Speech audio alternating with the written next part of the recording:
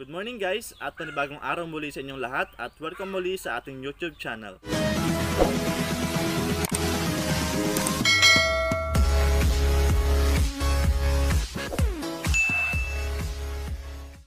So sa video na to guys ay meron akong isang kuneho na humaba yung ngipin.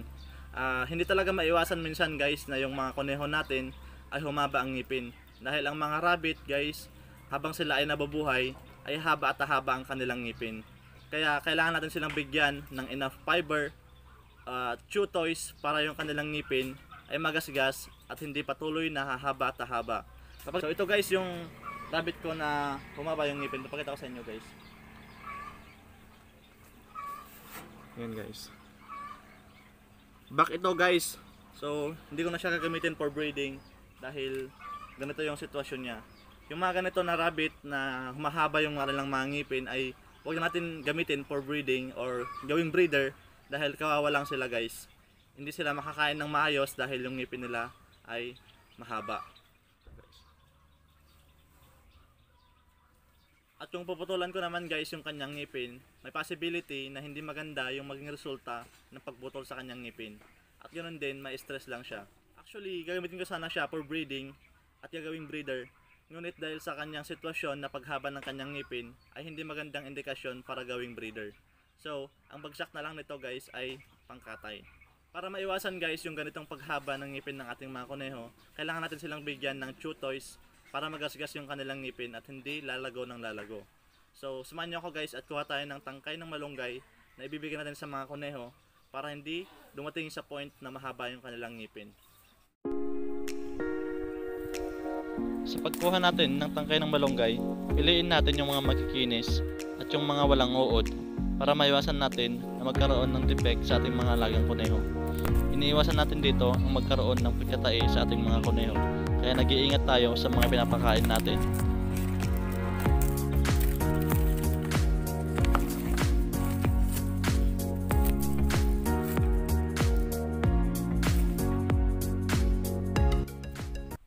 Guys, katapos natin kumuha ng tangkay ng malunggay na pinaka the best na chew toys para sa ating mga kuneho dahil mayroon din siyang source of protein. So putulin natin sila guys ng maliliit lang para ibigay sa ating mga kuneho. Putulin natin ng ganito. Ganito kahaba guys at ibigay natin sa ating mga kuneho.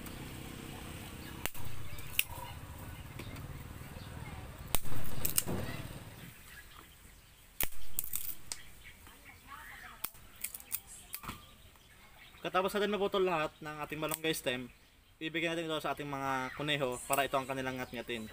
Para magasgas yung kanilang ngipin at hindi humaba ng mahaba.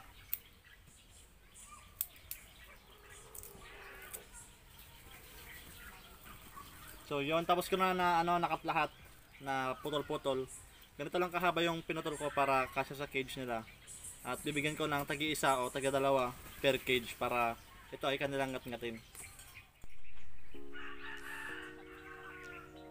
So, yun, naputol ko na lahat guys ng mga tangkay na pinutol ko doon sa puno ng malunggay. At ilalagay ko na to sa kulungan ng mga kuneho. At lalapag ko lang siya doon sa cage nila at ito ay ngat-ngatin na nila.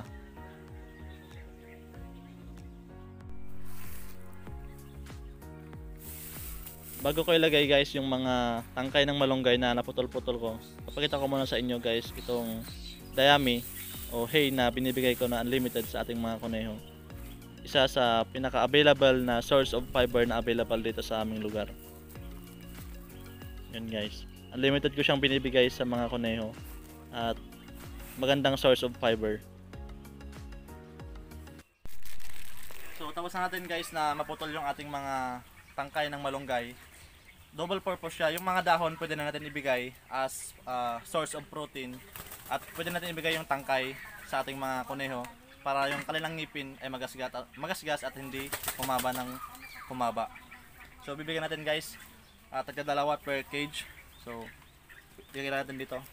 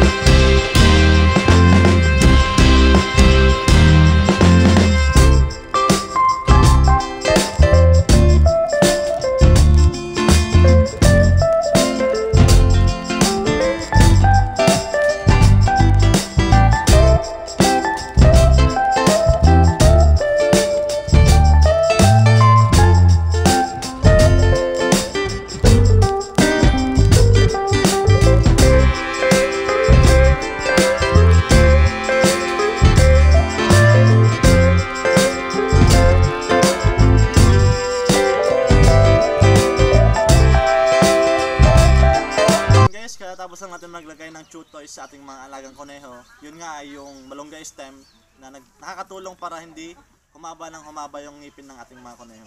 At salamat sa panonood at sana meron kayong natutunan. At kung nagustuhan nyo itong video na to ay i-like nyo, share at huwag nyo kakalimutan din mag-subscribe. Thank you so much for watching. God bless.